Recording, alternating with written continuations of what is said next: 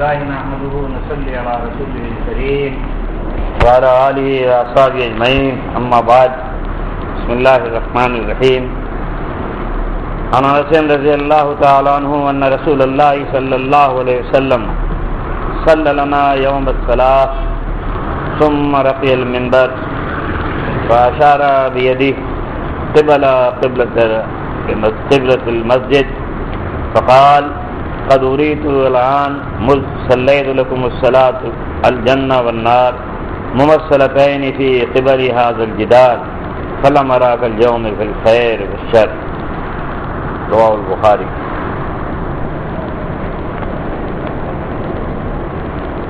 عزیزان گرامی، انسانی زندگی کے دو بڑے دور ہیں۔ ایک دور حیات دنیا کا دور کہلاتا ہے جس سے ہم اور آپ سب گزر رہے ہیں، اور دوسرا دور جو ہے موت کے بعد شروع ہوتا ہے، قیامت، اور قیامت کے بعد پھر جنت لے جانا۔ تو یہ پورا دور جو ہے وہ ہے اخروی زندگی کا دور۔ اخروی زندگی جو ہے وہ موت سے شروع ہو جاتی ہے۔ آپ دو حصوں میں اسے تقسیم کر لیجئے۔ یہ پہلا حصہ اس کا جو ہے وہ قبر کی زندگی ہے یا برزخی زندگی ہے جو موت سے لے کر قیامت تک، اور اس کا دوسرا حصہ جو ہے وہ قیامت کے دن سے لے کر اور ابدی زندگی جنت یا جہنم۔ محصل جو ہے وہ انسانی زندگی کا وہ دنیا نہیں ہے، آخرت۔ لیکن یہ دنیا جو ہے آزمائش کی جگہ ہے، اسی لیے اس کو رعنائیوں سے، رنگینیوں سے اور شیطان کی ساری چیرہدستیوں سے بھر دیا گیا۔ تو آج اتنا حسین بنا دیا گیا ہے انسان کے لیے کہ کل کے حسن اور بہجت پر اس کی نظر نہیں جاتی، اور وہاں کی زندگی جو ہے وہ چشمے سر سے نہیں دیکھی جا سکتی ہے، دل کی آنکھ، بصیرت کی آنکھ یا ایمان کے ذریعے جو ہے دیکھی جاتی ہے۔ جس طرح صحابہ کا ایمان تھا کہ میدان قتال میں کھڑے ہوئے ہیں اور اس کے بعد کہتے ہیں کہ احد کے پہاڑ کے پیچھے سے مجھے جو ہے جنت کی خوشبو آ رہی ہے۔ اب یہ ادراک ہے، ابھی دنیا کی زندگی میں بال بچے ہیں، یہی کہ شمس و قمر ہے، دھوپ چھاؤں، لیکن آخرت کا تصور اتنا شدید ہے اور جنت پر اتنا کامل یقین اور بھروسہ ہے، اور ساتھ ہی ساتھ اس کی اتنی طلب، کہتے ہیں کہ بس اس پہاڑ کے پیچھے سے جہاں مار کے حق و باطل ہو رہا ہے، جسے غزوہ احد کہا جاتا ہے، اور نبی صلی اللہ علیہ وسلم بھی کہا کرتے تھے احد مجھے محبوب رکھتا ہے، میں احد کو محبوب رکھتا ہوں۔ وہ صحابی کہتا ہے کہ مجھے اس کے پیچھے سے جنت کی خوشبو آ رہی ہے۔ تو یہ یقین اور ایمان کی بات ہے، ورنہ دنیا کے جھانسے جو ہیں یہ بڑے شدید ہے۔ اس کا خصوص جو ہے، اس کا سحر جو ہے وہ اچھوں لے ڈوبتا ہے۔ اللہ کے نبی صلی اللہ علیہ وسلم بھی برابر اپنی پوری نبوت کی زندگی میں اس کوشش میں لگے رہتے تھے کہ جہاں توحید اور سنت کی طرف بلاتے تھے، وہاں جنت اور جہنم کو بھی صحابہ کے ذہنوں کے اندر منعکس کر دیا گیا۔ کہ چشم تصور میں نظر آئے جہنم، نظر آئے جنت، پھر طلب بڑھتی، پھر گناہوں سے بے رغبتی اور نیکیوں سے جو ہے وہ رغبت پیدا ہو، لذت پیدا ہو. یہ ایمانی کیفیت ہے. یہ زنا کا جو مریض ہے گانا سننے کا، تو گانے کے بغیر نہ اس کو نیند آتی ہے، نہ گانے سننے میں اس کو چین آتا ہے. مریض ہے، بیمار ہے، اس کو لذت ہے میوزک کے اندر، موسیقی کے اندر، نسوانی آوازوں کے اندر، کان لگاتا ہے رات اور دن. ڈرائیور ڈرائیو کرے گا، غربت کا رونا روئے گا، لیکن جب تک کیسٹ نہیں بجے گا، جب تک یہ میوزک کی آواز کانوں میں نہیں آئے گی، گاڑی اسٹارٹ نہیں. اس کے برعکس ایک متقی انسان، اللہ سے ڈرنے والا انسان، نمازوں کی پابندی کرنے والا انسان، نوجوان ہو یا بوڑھا ہو، یہ زیر بحث نہیں ہے. اس کو اگر کہیں دور سے بھی ایک گانے کی آواز آئے گی تو اس پر آرے چلے گا، اس کی سزا میں مبتلا ہو. کیا مصیبت ہے یار. اس کا نفس لذت نہیں محسوس کرے گا، تلخی محسوس کرے گا، نفرت محسوس کرے گا، بیزاری محسوس کرے گا. یہ کیفیت ایمانی ہے. اگر ایسا نہیں ہے اور یہ نفس جو ہے موسیقی سے لذت محسوس کر رہا ہے تو سمجھ لیجئے کہ نور ایمانی بہت ہی مدھم ہے، بجھ رہا ہے. یہ چنگاری رہ گئی تو رہ گئی ہو، اب شعلہ نہیں ہے یہاں، ورنہ برداشت نہیں کرے گا. اگر ایمان ہے بیزار ہو جائے گا، باغی ہو جائے گا، اٹھ کھڑا ہوگا، بات کھڑا ہوگا، جان چھوڑائے گا. جس طرح ایک صحت مند انسان بدبو کے قریب بھی جاتا ہے، بدبو منٹوں محسوس کرتا ہے، پریشان رہتا ہے، اور خوشبو اس کو پیغام مسرت دیتی ہے. تو اس لیے مختصر سی حدیث ہے صحیح بخاری کی، جس انس رضی اللہ تعالیٰ عنہ کہتے ہیں کہ اللہ کے نبی صلی اللہ علیہ وسلم نے صلی لنا یوم الصلاۃ، ایک دن آپ نے ہمیں نماز پڑھی. نماز بنیاد ہے. اس عمارت کا یہ ستون اگر ٹوٹا پوری عمارت گر جائے گی، یاد رکھیے.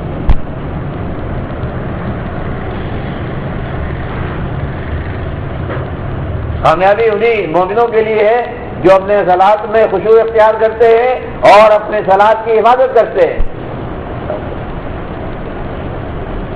حفاظت جیسا مال کی حفاظت ہوتی ہے. یہاں 10 روپیہ بھی ہوگا زبان کے رکھیں گے گر نہ جائے.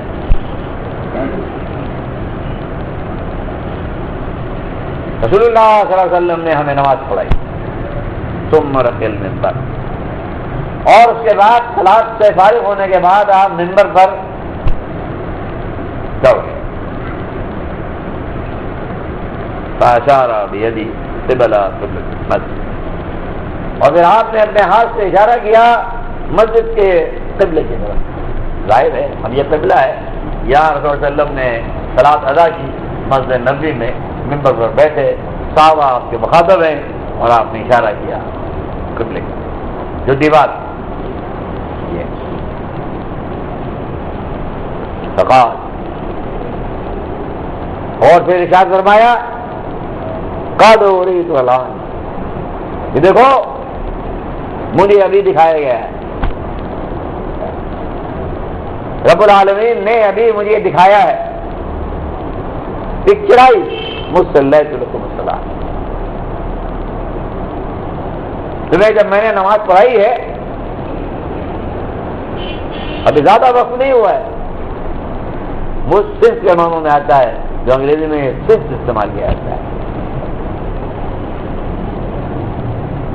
کیا دکھایا گیا مجھے؟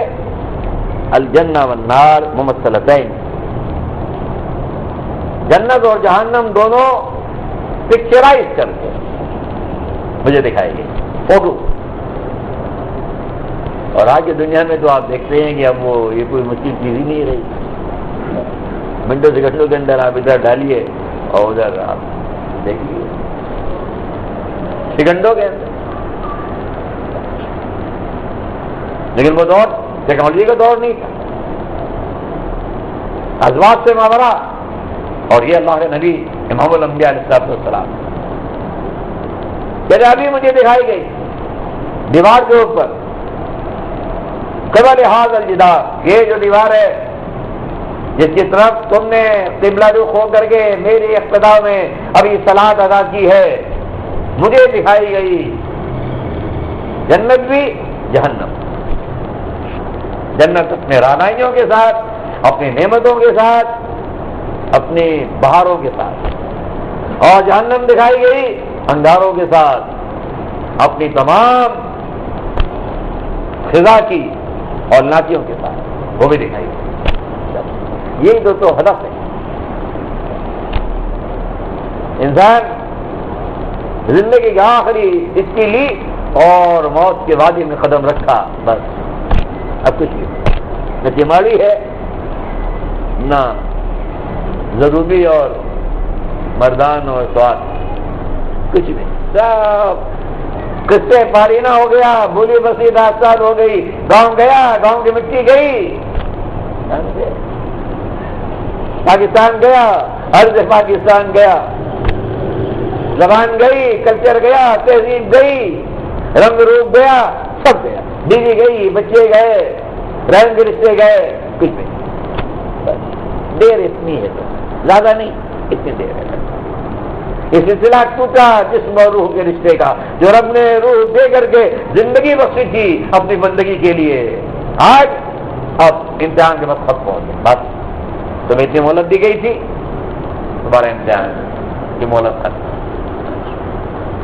گھنٹی بج گئی. اب بس جیسے امتحان ہے عمرے کے اندر، بس اسٹاپ رائٹنگ، لکھنا بند کر دو بھائی، قلم رکھ دو. اب بڑی سختی سے آرڈر آتا ہے، بس ٹائم اوور ہو گیا، قلم رکھ دو، اب ایک لفظ نہیں لکھو گے. ہمارے اسکولوں میں شاید نہ ہو، لیکن وہ جو انگریز بہادر ہے اس کے وہ لیول ہے، لیول میں تو وہ ایک سیکنڈ نہیں آپ لکھ سکتے ہیں ٹائم اوور ہونے کے بعد. کیا ٹائم اوور؟ رکھ دو قلم، ایک لفظ نہیں لکھو گے.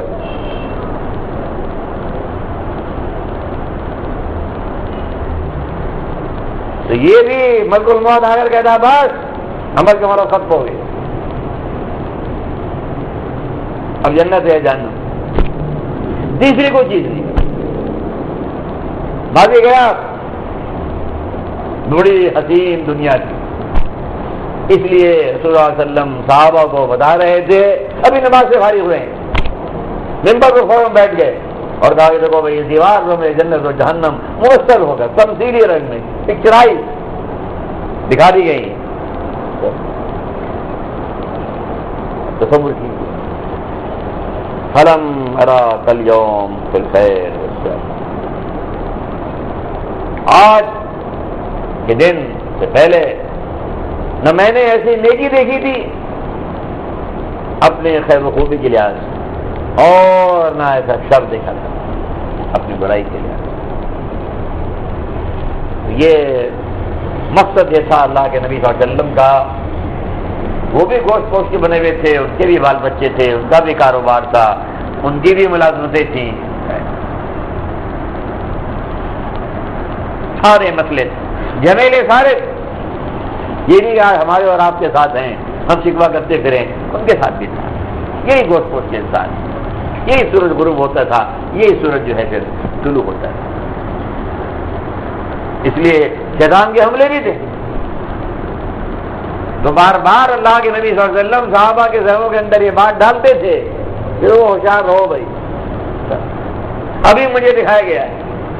اس دیوار پر دونوں چیزیں میں نے دیکھی ہیں، جنت بھی اپنی تمام رعنائیوں کے ساتھ مجھے دکھائی گئی، اور جہنم بھی اپنی تمام ہولناکیوں کے ساتھ جو ہے اس تصویر دیوار پر ایک تصویر کی صورت میرے سامنے آئی. نہ اس سے بہتر آج کے دن سے پہلے کوئی میں نے خیر دیکھا، نہ اس سے بہتر بدتر کوئی میں نے شر دیکھا۔ اس لیے گشت کرنا ہے ابھی، اور وہ بھی انہی دو مقصد حیات کے لیے ہے کہ جہنم سے بچنا اور جنت کی طرف بڑھنا۔ کون جانتا ہے کس کی مہلت کب ختم ہو گئی؟ ہم اور آپ اگر اسی سے ڈوبے رہے، غفلت میں اللہ نہ کرے، تو پھر یہ کسی وقت بھی مسئلہ بگڑ سکتا ہے۔ اس لیے اللہ سے توفیق مانگیے، دنیا کے تمام تقاضے اپنی جگہ پر بن بات نہیں لینا ہے، روٹی بھی کمانا ہے، تعلیم بھی حاصل کرنا ہے، شادی بیاہ بھی کرنا ہے، کنبہ اور قبیلہ بھی چلانا ہے، بال بچوں سے محبت بھی کرنی ہے، یہ سب اپنی جگہ۔ لیکن بس آخری بات، آپ بَإِلَيْكُم مِّنَ اللَّهِ وَرَسُولِهِ وَجِهَادٍ فِي سَبِيلِهِ فَتَرَبَّصُوا۔ اگر یہ زیادہ محبوب ہو گئے اللہ سے، اس کے نبی صلی اللہ علیہ وسلم سے اور اللہ کی راہ میں جہاد کرنے سے، اگر زیادہ محبوب، فتربصوا، انتظار کرو یہاں تک کہ اللہ اپنا فیصلہ لے آئے، عذاب لے آئے۔ تو ہم تو آج یقین کیجئے بڑے دکھی ہیں، بڑی کسر پرسی میں گزر رہے ہیں۔ جو اطلاعات اخبار دیتا ہے، میڈیا دیتا ہے، خون کھولتا ہے۔ تو اللہ سے دعا کیجئے ہم اس کے وفادار ہوں، اس کے غدار نہ ہوں۔ جو اس کے بندے ہیں، اسٹرگل کر رہے ہیں اس کی راہ کے اندر، قربانیاں دے رہے ہیں اس کی راہ کے اندر، ہم تو یہاں آرام سے رہ رہے ہیں اپنے بال بچوں کے ساتھ۔ بھائی کاروبار چل رہا ہے، بچے پڑھ رہے ہیں، آرام زندگی گزر رہی ہے، آرام اتنا تو کرو کم سے کم۔ یہ جذباتوں کے اندر رکھو، یہ ذہن تو اپنا بناؤ، دوستی کم سے کم دل میں تو رکھو، رب کے ساتھ خلوص کے ساتھ کہو مالک ہم ان کے دوست ہیں، اور جو ان کے دشمن ہیں مالک ہم ان کے دشمن ہیں۔ یہ اور بات ہے ہم دوستی نہیں نبھا پا رہے ہیں، ہم نہیں دشمنی ان کے ساتھ کر پا رہے ہیں، ظالموں کے ساتھ ہم کمزور صحیح، اتنا تو کرو کم سے کم۔ ان سے نفرت تو رکھو، ان سے بیزاری کے ساتھ تو کرو دل، جو ایمان کے سب سے کمزور درجہ ہے، ذات کا رسول ایمان۔ یہ میرا آج کا میسج ہے آپ کے۔